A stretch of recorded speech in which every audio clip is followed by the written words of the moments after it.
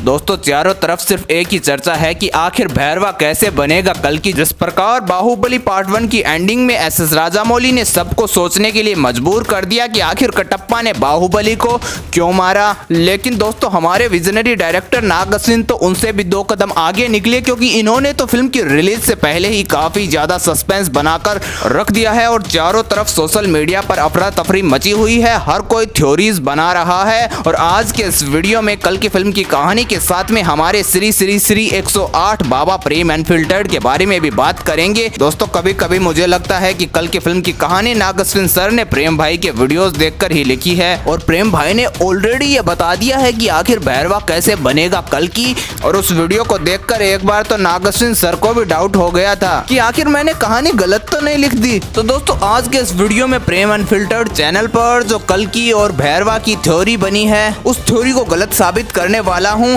Friendly roast के साथ में। तो वीडियो में अंत तक बने रहें, इतनी मेरी गुजारिश है। बाकी कुछ बेहतरीन अपडेट बताने की ख्वाहिश भी है। दोस्तों नाग अश्विन सर का विजन देखिए कि उन्होंने फिल्म का सिर्फ 1% हिस्सा दिखाया है और सबको इतना ज्यादा कंफ्यूजन में डाल दिया है कि सब फैन थ्योरीज बना रहे हैं, अलग अलग अपनी अपनी स्टोरीज एक्सप्लेन कर रहे हैं। अभी तो 99% स्टोरी बाकी है, तो सोचकर देखिए कितना बड़ा बवाल होने वाला है। और आपको ये तो पता ही है कि ये कल की यूनिवर्स है, यानी कि एक पार्ट के अंदर ये फिल्म सिमट कर नहीं रहने वाली। अब दोस्तों कहानी की बात कर लेते हैं, हमारे प्रेम भाई क्या कह रहे हैं। अब दोस्तों हमारे बाबा प्रेम ने अपनी तीसरा नेत्र खोलते हुए कल की फिल्म की पूरी कहानी एक्सप्लेन कर दी कि कैसे भैरवा कल की बनेगा, जिसके अंदर उन्होंने खुद को ही एक्सपोज कर दिया। क्योंकि प्रेम भाई ने कहानी बताई है कि कमांडर मानस अटैक करके सुमति के घर में जो पल रहा है बच्चा उसे मार देंगे और फिर अश्वत्थामा अपनी मणि की मदद से कल्कि की कॉन्शियसनेस भैरवा के अंदर ट्रांसफर कर देंगे, क्योंकि उन्हें विश्वास हो चुका है कि भैरवा ही वो व्यक्ति है जो इस शक्ति को संभाल सकता है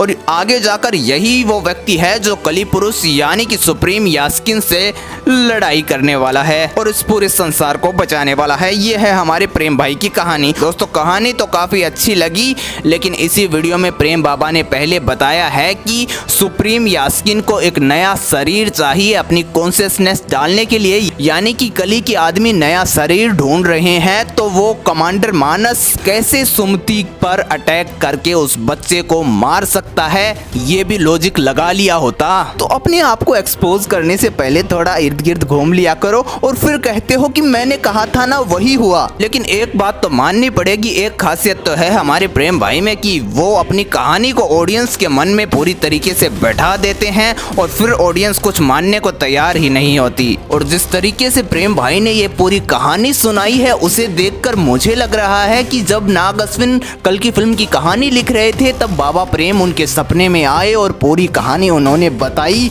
और वीडियो पहले ही बनाकर छोड़ दिया। अब तो बस पब्लिक के सामने वीडियो को अपलोड किया है। सबसे पहले तो मैं श्री श्री 108 बाबा प्रेम को सैल्यूट करना चाहता हूं, क्योंकि ऐसी थ्योरीज वही बना सकते हैं और भोजी और भैरवा को फुलेरा गांव ले जा सकते हैं पंचायत के। तो ऐसी थ्योरी बनाना तो कोई गलत बात तो नहीं है, मुझे तो नहीं लगता। वैसे फिलहाल कल की फिल्म की हाइप चल रही है, तो कोई भी फिल्म रिलीज होगी तो हमारे बाबा प्रेम उसमें कल की घुसा देंगे। और शुक्र मानिए दोस्तों मिर्जापुर सीजन 3 जुलाई के अंदर आ रही है, नहीं तो प्रेम भाई कालीन भैया और मुन्ना भैया को भी कल की यूनिवर्स के अंदर एंटर करवा देते और फिर तो तबाही हो जाती दोस्तों। फिर तो मिर्जापुर के कालीन भैया ही कल की बनते और ये भी वीडियो बना सकते थे। वैसे आप अभी दोस्तों रुको, प्रेम बाबा अभी थोड़ी रुकने वाले हैं। दोस्तों ट्रेलर 2 रिलीज हुआ, उसके अंदर डार्लिंग प्रभास ये भाले से लड़ते हुए नजर आ रहे हैं और श्री कृष्ण की भी एक फोटो है जिसके अंदर उन्होंने इसी प्रकार का भाला पकड़ रखा है। तो प्रेम भाई का कहना है कि यही रेफरेंस है, इसी तरीके से भैरवा कल की बनेगा। अरे भाई ये तो सबको पता है कि भैरवा ही आगे जाकर कल की बनने वाला है, लेकिन उसके लिए इलॉजिकल कारण देने की जरूरी नहीं है। इतनी ज्यादा भी हिडन डिटेल्स मत निकालो।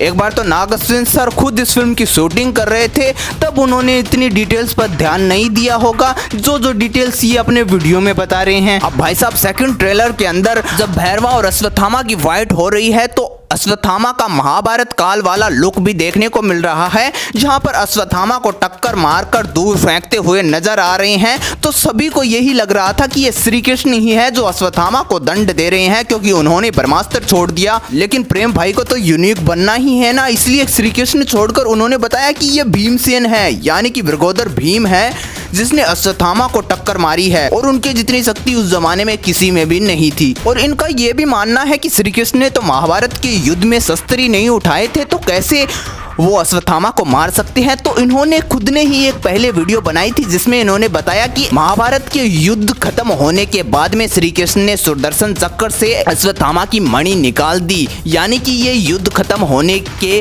बाद की बात है, जहां पर पांडव जीत चुके थे, कौरव हार चुके थे और अपने पिता की मौत का बदला लेने के लिए अश्वत्थामा ने अभिमन्यु की पत्नी पर ब्रह्मास्त्र छोड़ दिया। महाभारत का युद्ध खत्म हो चुका है और श्री कृष्ण दंड देने में पूरी तरीके से सक्षम है और उन्होंने सुदर्शन चक्र से उस मणि को भी निकाला है। तो 2-3 फटकार मारने में तो क्या ही बुरी बात है। और मान लिया कि वो श्री कृष्ण नहीं है, लेकिन वो भीमसेन यानी कि भ्रगोदर भीम तो बिल्कुल नहीं हो सकता, क्योंकि इस इमेज को आप खुद ही देख लीजिए जहां पर अश्वत्थामा इतने ग्रैंड लग रहे हैं, इतने लंबे चौड़े लग रहे हैं, तो भीम तो किस लेवल का फिजिक होगी, किस लेवल के दिखेंगे। इतना दुबला पतला सा आदमी दिख रहा है, तो ये क्या तो अर्जुन हो सकते हैं, क्या श्री कृष्ण हो सकते हैं, दूसरा भी कोई कैरेक्टर हो सकता है। क्या पता क्या मन में आई होगी नाग अश्विन सर के, उन्होंने कहां से कोई स्टोरी पढ़ी होगी जिसे फिल्म के अंदर डाल दी। लेकिन भीम तो नहीं हो सकता, ये तो इनकी उंगली करने की आदत है यूनिक चीजें दिखाने के चक्कर में। और फिर कहेंगे कि मैंने कहा था ना कि वो श्री कृष्ण नहीं है, कोई दूसरा है। तुमने ये भी तो कहा था कि अरे भीम है इसके अंदर। हालांकि मैं किसी के बारे में नेगेटिविटी नहीं फैला रहा, ये तो एक फ्रेंडली रोस्ट था।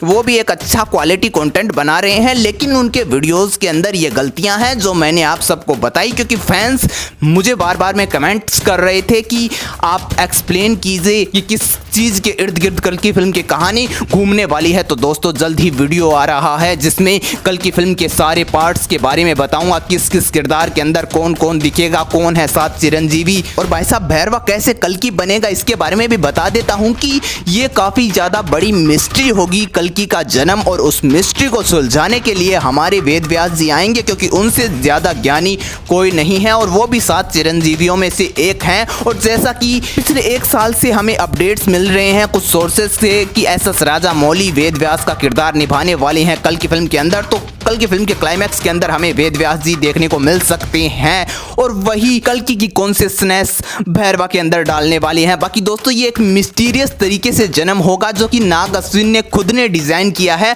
वो मैं भी पूरी तरीके से नहीं बता सकता। और दोस्तों मैं आपको फेक थ्योरीज बताना नहीं चाहता जो कि सिर्फ आपको कंफ्यूज करे और आपका टाइम खराब करे, क्योंकि 27 जून को तो फिल्म ही आ जाएगी दुनिया भर के सिनेमा घरों में। और दोस्तों एक थ्योरी और बता देता हूं जिसके अंदर भैरवा कल्कि को बचाता बचाता यानी कि सुमति के गर्भ में जो बच्चा है उसे बचाता बचाता खुद मर जाएगा और उस समय हमारे अश्वत्थामा अपनी मणि का प्रयोग करते हुए और हमारे वेद व्यास जी भी उसी समय शामिल होंगे और मरे हुए भैरवा को कल्कि के अंदर कन्वर्ट कर दिया जाएगा और फिर अश्वत्थामा अपनी सारी शक्तियां कल्कि अवतार को सौंपकर निकल जाएंगे, क्योंकि वो अपने वादे से पूरी तरीके से मुक्त हो चुके हैं। लेकिन हालांकि जब एंड वॉर होगा, इस कल्कि यूनिवर्स का 8वां 9वां पार्ट होगा, तब फिर से आना पड़ेगा अश्वत्थामा को। लेकिन फिलहाल के लिए अश्वत्थामा लीव कर जाएंगे, छोड़कर चले जाएंगे। दोस्तों आपको क्या लगता है कि कल की फिल्म की कहानी कैसी होने वाली है? कमेंट बॉक्स में जरूर बताएं। आपके लिए कमेंट बॉक्स खुले हैं। Thanks for watching. वीडियो काफी लंबा हो चुका है। धन्यवाद।